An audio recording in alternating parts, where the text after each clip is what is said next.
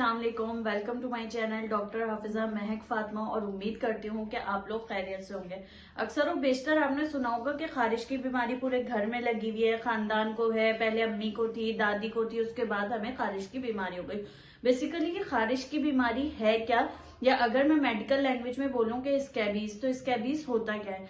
देखिए, पेशेंट हमारे पास जब आ रहा होता है ना, मुझसे पूछते हैं और किसी को खारिश है, कहते हैं नहीं खारिश तो नहीं है किसी को भी, लेकिन बाद में पता लगता है अच्छा हाँ मेरी वालदा को हुई थी 4 दिन पहले, या इसके बाप को थी, फिर उसके बाद जो है इसको, या मतलब उगलवाना पड़ता है। अब बात याद है कि स्कैबीज की जो है साइन एंड सिम्टम्स क्या होते हैं।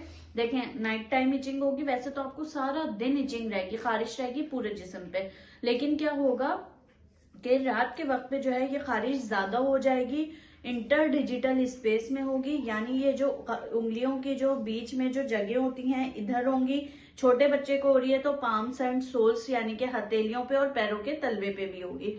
इसके अलावा फैमिली हिस्ट्री ऑफ रैश होगी, और आपको ऐसा लगेगा कि रात में ना मेरे जिस्म पे कुछ चल रहा है, कोई कीड़े से चल रहे हैं, कुछ रेंग रहा है, ऐसी आपको फीलिंग्स ही आएगी। अब आते हैं कि भाई स्कैबीज होता क्या है। असल में ये कुछ माइट्स होते हैं, ये आपकी स्किन पे जो है चलते हैं, और ये जब चलते हैं तो ये खारिश भी करवाते हैं। तो अक्सर और बेशतर जो है लोगों को पता नहीं होता, कहते हैं जो है ये ऐसे ही कोई खटमल है या कुछ ऐसा है कि हमारे जो है ना ऐसे ही खारिश हो रही है, लेकिन असल में होता क्या है, मुझे आज भी याद है, उस वक्त तक ऑब्वियसली मैं डॉक्टर नहीं बनी थी, मुझे नहीं पता था कि हमारे जो ताया हैं उनका इंतकाल हुआ था, तो उनके जो मेरी ताई हैं उनके घर वालों को स्कैबीज थी।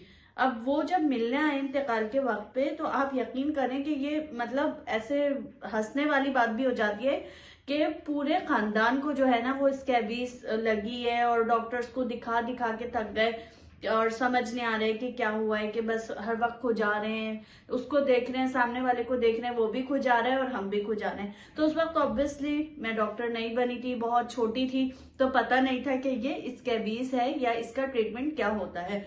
तो जैसे कि इन शॉर्ट मैंने आपको बता दिया कि अगर मैं समराइज करूं, ये माइट्स होते हैं जो ज्यादातर जो है रात के वक्त खारिश करते हैं, वैसे तो सारा दिन खारिश रहती है।